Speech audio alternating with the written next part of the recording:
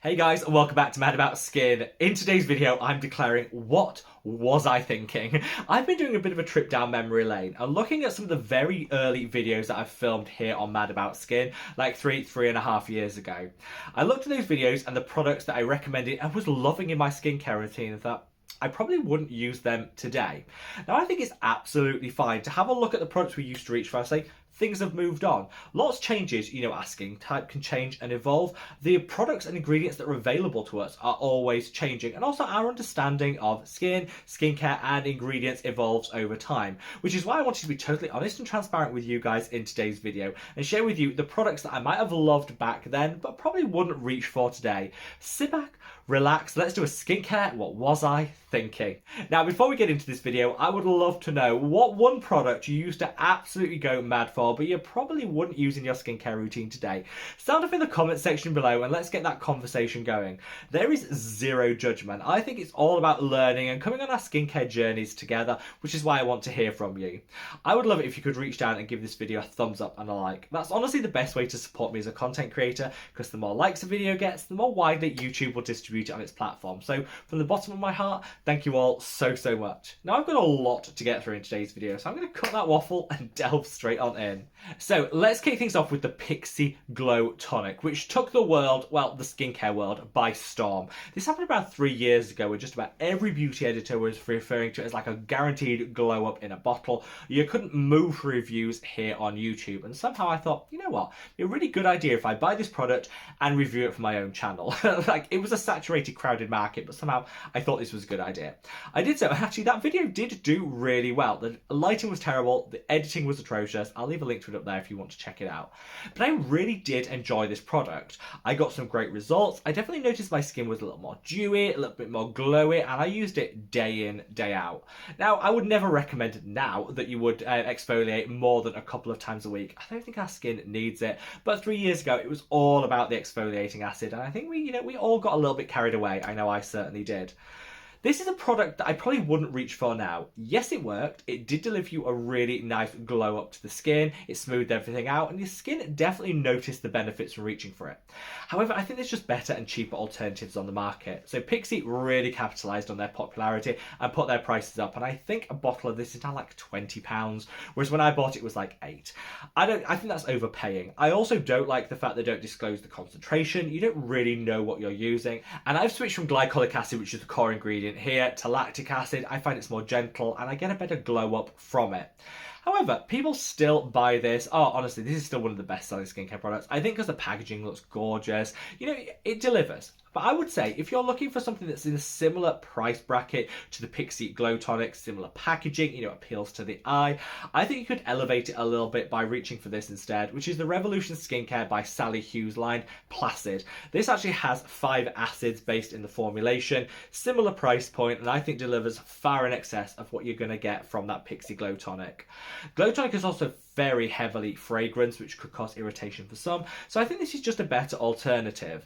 I use this because I wanted to try it out and really enjoyed it, but I think after I finish this bottle, I'll just go back to the ordinary lactic acid. Cheap, cheerful, and gives you a glow up way better than I've got from any other exfoliator. So yeah, the Pixie Glow Tonic probably was a product I loved back then, but I wouldn't reach for now. Up next is this. This is the Thank You Pharma Sun Protect Water Sun Cream. Now, this was one of the best selling Korean sunscreens around 3 years ago. I couldn't wait to get my hands on it, and it was really difficult to find. It was that popular. Finally did, and I put like 5 or 6 on order, and I convinced myself this is amazing. Now, it has a beautiful finish on the skin. It glides on, it's really nice and hydrating, it's super lightweight, you don't even know you're wearing a sunscreen, which I love. But this is so heavily fragranced. Now, back then, it became a big trend to say fragrance is like the demon in your skincare routine, and in truth, it's absolutely not. Like everything, in moderation, fragrance for a lot of people can be fine, but I think everyone went to the extreme of saying that literally everyone should be fragrance free in their skincare, and I rebelled a little bit about that and said, actually, this is a really nice product, and the fragrance is great. The fragrance is way too much in this, like way too much. And I think now that fragrance debate has calmed down, I think we can take a more objective look at products and say, you know what, a little fragrance is great, too much fragrance probably isn't what you're looking for. This is so potent, it lasts like 2 or 3 hours into using it, that fragrance is still lingering, and if you put any of it on your lips, you can taste it for like hours. It's just too much. And I would say if you've got a very sensitive skin type, then maybe avoiding fragrance is a good thing. If, like most people, you've got a resilient skin type that isn't sensitive to fragrance, a little is absolutely fine, but I would reach for it in moderation, not for a product like this that is so heavily scented. It's a nice sunscreen, but that fragrance really lets it down, so I've just found some better alternatives that I reach for now. Oh, shall we talk the Ordinary Peeling Solution? Now, this was a viral sensation 3 years ago, still was like going strong a year ago, and yet somehow in the last 12 months, everyone has stopped using it. This is one of the most, if not the most potent exfoliating acids you're actually going to be able to buy over the counter. In fact, it's so strong, it's actually banned in certain countries. I'm thinking like Australia, Canada, where they say, you know what, this just isn't suitable for at-home over-the-counter use. And you know what, I've come around to the feeling they're probably right. This is fine if you stick rigidly to the instructions, but in truth, very few people, myself included, actually do. We get so excited to try a product, we use it, we tend to use it more frequently than is recommended, we tend to use too much of it. We're not really taking the precautions that a real high potency product like this really deserves. And so I think I'm glad that this is kind of dying in popularity. It used to be the best selling product from The Ordinary, but now it's not even in their top 10. So I would reach for something like the Ordinary 10% lactic acid that I referenced earlier. Use it a couple of times a week. You'll actually get the same results as you will from this one with less irritation. This is going to inflame the skin, irritate it, almost burns on contact. Don't forget that inflamed skin is more likely to hyperpigment. So you use this, you could actually be triggering hyperpigmentation if you use it incorrectly. And I just don't want to take the risk for that. I got some great results. I think on the body is the one exception I would make for this. If you've still got some at home and you're thinking, should I use it, should I not? Actually, on the body, it can be great. You know, dry elbows, definitely this will help tackle them. You can use it on the knees. You can even use it, you know, areas where you have textural irregularities. This will really help. On the face, I think it's just that little bit too strong. And if you see, I think everyone's gone on this journey together, because I did a quick search for recent like videos based around this product, and I could only find a couple from Cassandra Bankson, who still seems to be a huge advocate for this product. Everyone else seems to have moved on from it, and that's definitely a direction I've taken my skincare routine in. I still love an acid exfoliator, but a couple of times a week with a much more gentle formulation is all I need. The risks far outweigh the benefits that you can get from it.